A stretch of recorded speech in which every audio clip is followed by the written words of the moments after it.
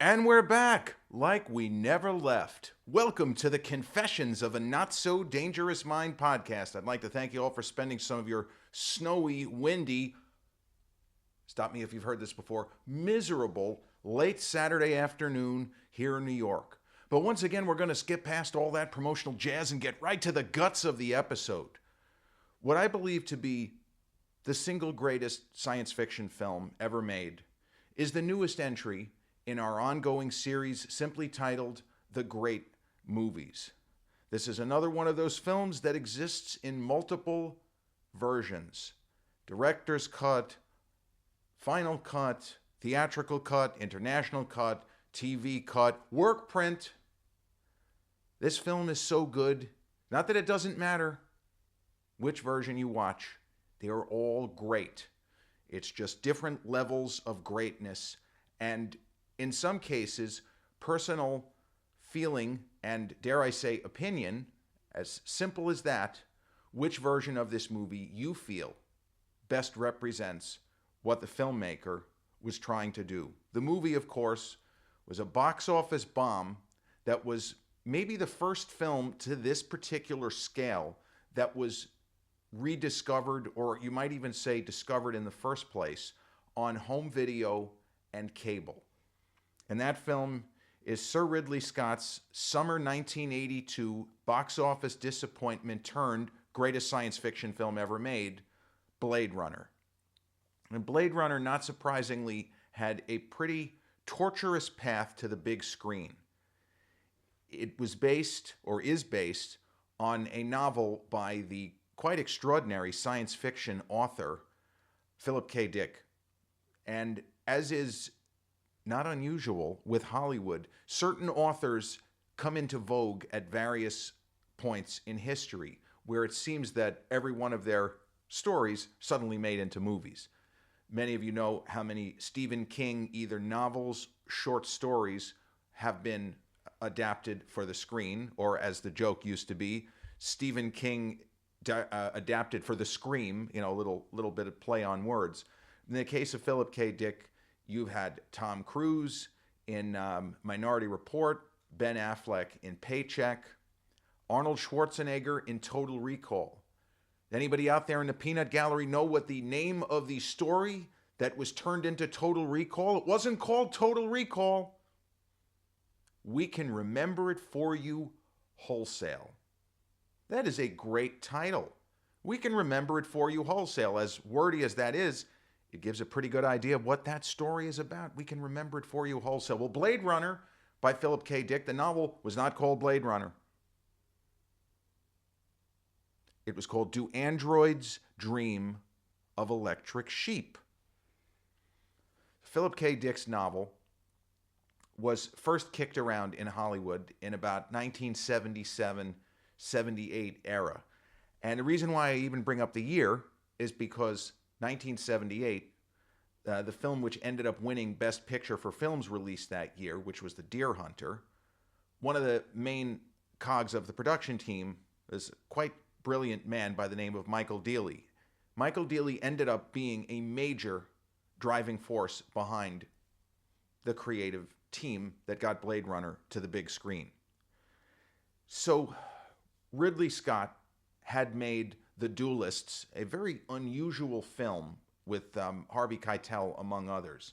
He had done Alien, and he showed a kind of comfortability making movies that strayed off the beaten path, that were not necessarily conventional, even though Alien does have a 10 Little Indians type of a structure, where a haunted house and a killer, in this case it's not a killer, it's an alien creature, starts bumping characters off one by one.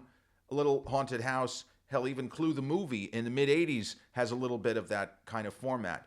But Ridley showed an eye for detail. He wasn't just telling stories. He was painting pictures with the camera. He was engaging in what we call world building. He already was doing it. And the way that Philip K. Dick wrote Blade Runner, his descriptive style, it's as if it was written for someone like Ridley Scott to take a crack at it. The opportunity to put enormous levels of detail into every shot. And this is why I believe many people missed the boat on this film the first go-round. Now, I don't just mean that it wasn't a box office hit. That's different. The reason I think why it wasn't a box office hit on first release was it happened to come out in the most stacked science fiction heavy all-time classic summer. It was just the worst possible summer for this kind of intellectual, cerebral sci-fi to hit the multiplexes. You had John Carpenter's The Thing. You had Nick Meyer's extraordinary, to this day, the single best Star Trek of any Star Trek The Wrath of Khan. Khan, you bloodsucker! Khan! From hell's heart, I stab at thee. But the most famous, biggest box office success, science fiction of the same summer, Steven Spielberg's E.T. Now, I could sit here, pretend that this says New York University Film School. I can put on my academic hat and tell you it's ridiculous that Blade Runner was not a bigger hit than all of those films. Because Blade Runner is a better movie. It does more with the story. It does more with where it starts and where it ends up. But you can't make people see something that I want to see E.T. I don't know about this Blade Runner. I'm hearing mixed things. I have to see Star Trek The Wrath of Khan. It simply was a victim of a crazily crowded marketplace. Again, those are all great movies. John Carpenter's The Thing. There are plenty of people that will say that is his best film. There are people to this day that E.T. gets them in the feels more so than any other Steven Spielberg film. And I always say this, but it's true. It's not a criticism. I'm not taking shots at anybody. And Star Trek The Wrath of Khan is a fucking masterpiece. Nicholas Meyer, you can't really say he saved the franchise because Star Trek the Motion Picture was an enormous box office hit. But The Wrath of Khan took it in a different direction. It's extraordinary. But Blade Runner is an example of a film, perhaps the first, as I mentioned, that was rescued by the technology of the day. And there's an irony even in that, given technology taking over aspect of Blade Runner. I mean, there's a version of The Matrix where Stanley Kubrick makes this film. Because people complained, well, Harrison Ford's character in the film, the main character of Rick Deckard, he's kind of a cold fish, or that's what his ex-wife called him. He's not a very exciting character. The world is very sterile. Sound familiar? Kubrick would have been right at home in this story. And Kubrick made a lot of movies that, on reappraisal, people such as myself put them higher than they had been as far as in estimation. But Blade Runner didn't do great at the box office. And there were some production issues. There was a little bit of some mild issues between Harrison Ford and Ridley Scott. Part of it was that the shooting schedule was jam-packed. And they only had a couple of days towards the end of the shoot to do way too much in the way of scenes. And when you have scenes with a lot of extras, and this is a concept I've talked about, it's not something you might not necessarily think of this. But when you have a ton of extras, when you have a ton of people in a shot who all have to hit their marks perfectly, it is very difficult to shoot quickly. Because if one person literally steps out of line, got to run it again. We got to run it again. Harrison, we got to run it again. Sean, we got to run this again. Eddie, we got to do this again. And so Ford was beyond exhausted, and he really got put through the ringer. But Ridley did not just want to make any old science fiction film. Obviously, he loved the story. But he wanted to build a world. 2019 Los Angeles. This is a film that blends practical effects, models, miniatures, matte paintings with primitive early 1980s CGI, and the movie does it brilliantly. But Ridley wanted to cram as much detail into every single shot as possible. And this is where I say there is a difference between there is levels of greatness. There is a level of greatness. And Ridley and Kubrick, this is something that the two guys share, is that he didn't just want to make a movie. He knew that this was bigger than just that. He wouldn't have expressed it that way. Ridley, more recent era, will give you his opinion whether you like it or not. Back then, he was younger. He was around 40, early 40s. just wanted to make this movie and give it as much punch as he possibly could. But he wasn't looking to make an action film. And from the historical perspective, one of the problems with this film is that it came out, it was always going to be released in between Raiders of the Lost Ark and Return of the Jedi. This is strictly from Harrison Ford's perspective. And when the studio gets this film and they start to think, well, how are we going to market this? Well, if you tell people that this is like a science fiction version of Raiders of the Lost Ark, or that it has a little bit of Star Wars to it, no and no. It's nothing like either of those films. And Harrison's performance, this is not Indiana Jones. This is not Han Solo. It's not even close.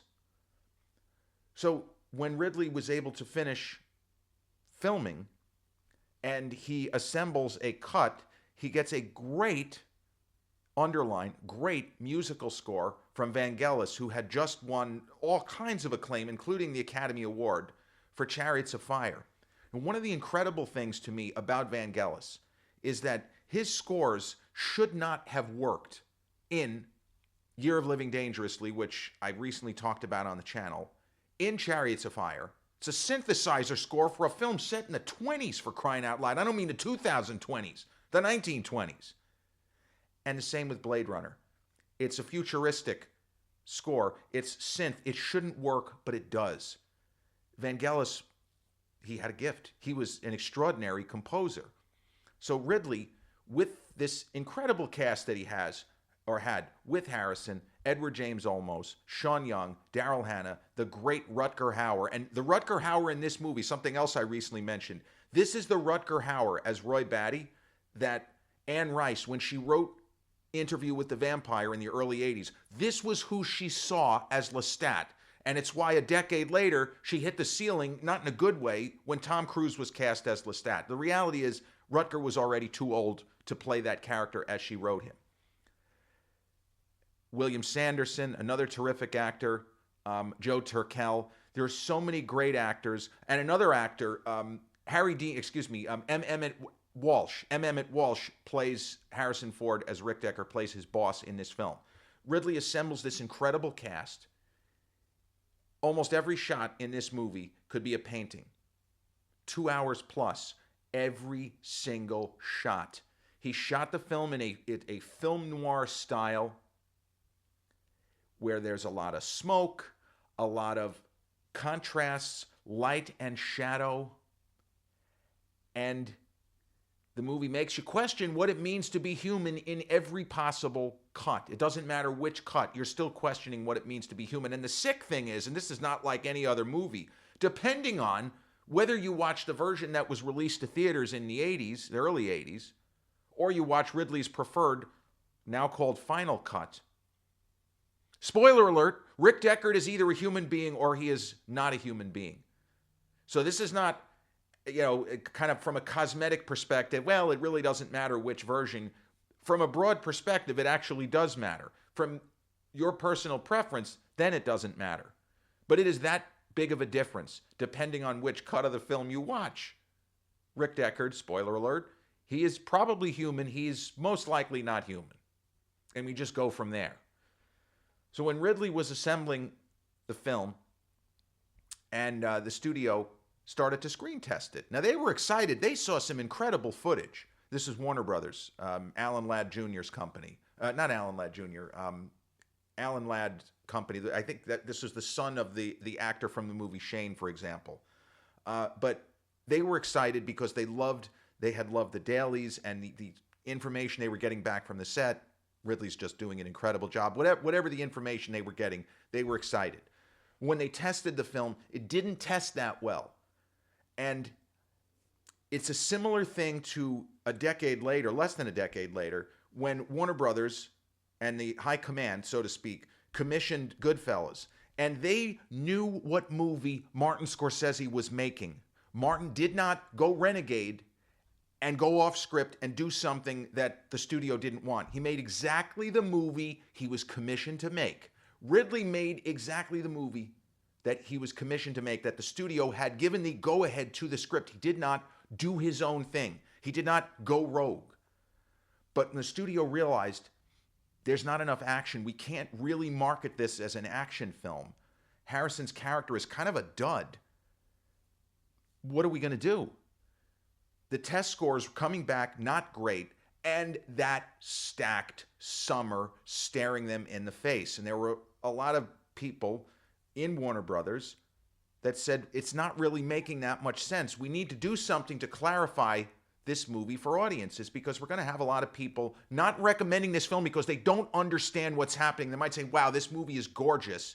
There is some incredible sequences, some incredible blending of practical special effects, of computer effects.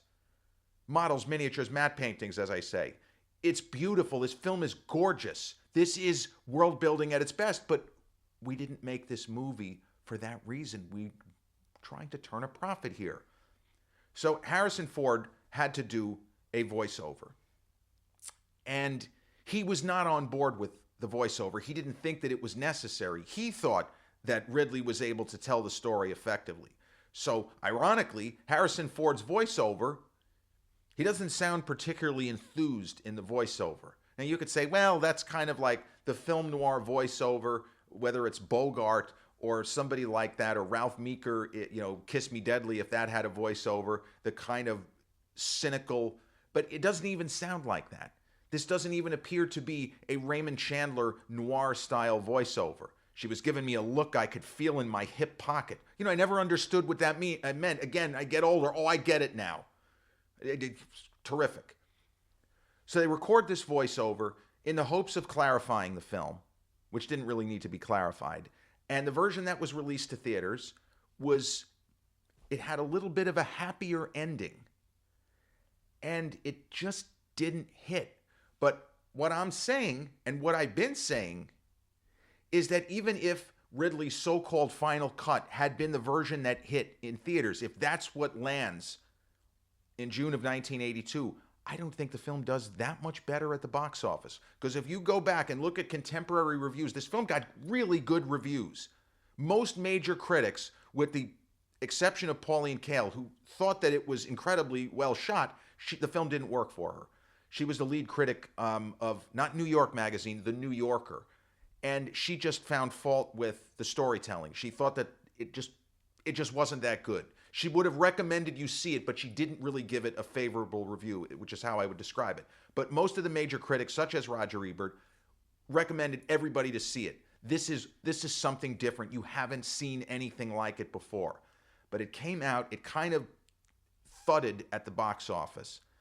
And it's not that this would have been the end of the story, but in previous years, going back to the 70s, this may have been a movie that picked up steam on the kind of midnight movie circuit, a la David Lynch's Eraserhead, a la the Rocky Horror Picture Show. It could have been that kind of a cult favorite.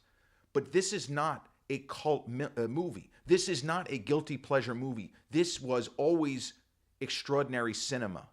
This was a movie that makes you question what it means to be human. Is it simply a matter of being born to human parents? Or is there more to humanity than just that? Stanley Kubrick, in a number of his films, as I always say, he gets into similar territory. We are supposed to question everything. It's like Steven Spielberg's AI gets into similar territory. 2001: A Space Odyssey. These are not coincidences. These are the big questions, and this movie is throwing them all at us while enveloping us in this strange new world, right? So when the film hit VHS, which was a relatively new format within the previous couple of years, it found an audience. And airings on HBO and Cinemax, it found an audience. And by the mid-1980s, it was generally acknowledged audiences missed this. This film is incredible. And there started to become information. Think about how slow news traveled in the early 80s, and there's no internet for years still. Most people who would have been interested in this film, who simply didn't see it, they had no knowledge of all of the production issues, of all of the difficulty. How do we market this? What do we do? Is this a tax write-off? Why didn't the film do better? All of these questions started to become answered as more and more people saw this movie at home, and it built a loyal following. So Ridley was not unhappy about this, but he had his own issues with the movie Legend, which he was shooting and finished shooting in 1984, and that film was taken away from him. Sid Sheinberg, the head of MCA Universal, you imagine Ridley had all of this nonsense with different cuts of Blade Runner. Now you had Sid Sheinberg, who made Ridley make enormous cuts and scrap a phenomenal old school orchestral score from the extraordinary Jerry Goldsmith. Just had to throw it out, and let's just get a temp track of some kind. We'll have Tangerine Dream do a version of Goldsmith's score to fit this movie. So Ridley was focused on that. He was not obsessing over Blade Runner. He was obsessing over the fact that he was getting fucked again. I made a great movie. Nobody came to see it. And the reality is that Ridley's director's cut of Legend is fantastic. Audiences of the day didn't get to see it. But Ridley did not get discouraged. He kept working. He made films, Someone to Watch Over Me, not that great. Tom Berenger, Tom Cruise's wife at the time, very young Tom Cruise, Mimi Rogers. Black Rain, terrific film with Andy Garcia, Kate Capshaw, and starring a really good Michael Douglas. Man, a great Michael Douglas performance. So Ridley was the kind of guy, he did not let disappointment slow him down. You see him even today in his 80s. The guy's working as much as ever. It is really incredible, and I don't want to say heartwarming, but it's bracing to see these guys in their 70s and 80s continuing to work breakneck schedules. They could be retired. Ridley could be retired close to 20 years now. The guy doesn't stop. It's fantastic. But this film, it's not that it gained a cult following, but more people in the critical sphere began to see this movie as a masterpiece. And there was a lot of talk, almost a groundswell of support for Ridley to revisit the film and put out a cut that he felt best represents what he was trying to do. And these things happen because fans want it, because sometimes it's just the studio saying, hey, we fucked up. They're not going to say it that way. But let's give the director an opportunity to do what he was trying to do. James Cameron, 5 years after Aliens, enormous hit, incredible good reviews, he was given the opportunity to restore his preferred cut of Aliens. Now we have choice. Do we want to see the theatrical cut of Aliens or James Cameron's preferred cut? And Cameron got to do it with The Abyss also. He got to do it with Terminator 2. That's a series of technological advancements that is in favor of cinema, in favor of the filmmakers, and in favor of the audience getting to decide for ourselves, well, which one is best? So in 1992, Ridley got to release what was called a director's cut. It wasn't quite a director's cut, but at that time, with the tools they had on hand and the different film cans that they had to try to help Ridley finish it, it was the best they could do. Now, I saw that, and I immediately became a huge fan of the film, because the first couple of times I saw Blade Runner, I was not that impressed, because I thought it was supposed to be an exciting movie. It's not.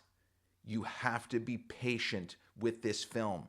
Your expectations will sink it if you keep waiting for it to be an action thriller with science fiction elements. This is film noir science fiction.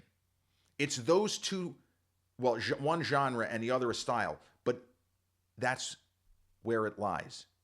It is film noir style, world-building science fiction. Now, movies such as Dark City, for example, which was about 15 years later, Dark City had similar production issues, where Alex Proyas turned in a fucking masterpiece, and a lot of studio heads, also at Warner, did not get it, and they asked Kiefer Sutherland, because he was the only character realistically who could do a voiceover. Kiefer Sutherland did a voiceover. Now, both versions of Dark City are incredible, and Roger Ebert, in fact, he had Dark City as his best film of 1998. He preferred it to Blade Runner, regardless of which version of Blade Runner. He actually saw Dark City as superior. But he loved the world-building elements, and that was a movie I saw opening day, and immediately it was in my top 5 greatest science fiction films, as of 1998. But that was another case, and Dark City bombed at the box office. The biggest hit in Alex Proyas' career is I, Robot with Will Smith, which is another adaptation of a famous science fiction novel's work, in that case, Isaac Asimov. But Blade Runner, as time went on, its appreciation just continued to grow to where when people would find out this film bombed, yeah, they can't believe it. But that's what happened.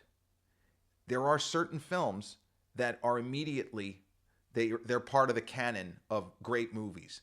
And then there are films that take time to find an audience, that are not just critics' films, close to 100% on Rotten Tomatoes, but nobody goes to see it. In the case of Blade Runner, the critics, by and large, loved it, and audiences just went like that. There's just too many other films that they wanted to see first. If you were going to see one science fiction film in the summer of '82, it was probably going to be E.T. If you were going to see two science fiction films, it was probably going to be E.T. and Star Trek: The Wrath of Khan. If you were going to see three, Star Trek, E.T., and John Carpenter's The Thing. You really had to be a science fiction groupie, junkie. See Blade Runner. That's how it all went down. And now, Blade Runner is generally regarded to be top 10 greatest science fiction films ever made. And if I'm asked the question, with my New York University Cinema Studies degree, I'll put this and The Clockwork Orange 1 and 1A as the two best science fiction films I've ever seen. And, there's certainly plenty of great science fiction films I'm sure I haven't seen. I never saw Tarkovsky's original Solaris. I like George Clooney, what he did with the remake. It's pretty good. There are science fiction films that I'm supposed to love which have left me cold, such as Steven Spielberg's Close Encounters of the Third Kind. It's okay. And I really like E.T. E.T. is an incredibly emotional, moving film. I don't love it. I don't even think I have it in my Spielberg top 10, which is not really a criticism of the film so much as the fact that Mr. Spielberg has made so many great movies.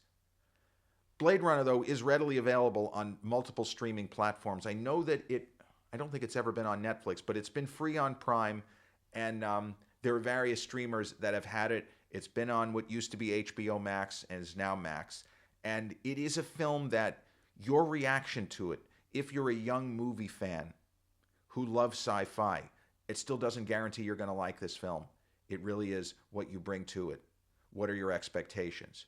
Expect to not be dazzled by action or an exciting, pulse-jacking story. Expect to be thrilled by the world Ridley Scott creates in this film. The unbelievable costume design, the redressing of famous buildings such as the Bradbury Building, because some of this was in fact shot on location. They redressed a lot of different areas.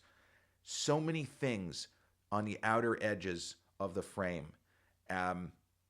Sebastian, the character played by William Sanderson, the detail in the little toys that his character has built and created in his shop, the mise-en-scène, the noir elements, the way that Sean Young's Rachel is always smoking a cigarette, the kind of flat line readings of Harrison Ford deliberately trying to sound like Bogart. None of these things are accidental. It's not a coincidence. The very tight editing style that Ridley employs in this film. He doesn't let shots go that long. None of this just happened. He had a plan. He stuck to it. He executed that plan brilliantly. And it is a victory for people such as myself, even though I was a little kid when this movie came out. But anytime somebody who has had a lifelong appreciation for cinema, and in my case, late to the party, I wasn't a fan of Blade Runner till the mid-90s. The first 4 or 5 times I watched this film, I was consistently disappointed until the light bulb went off. The fact that its reputation was completely rehabilitated, disappointment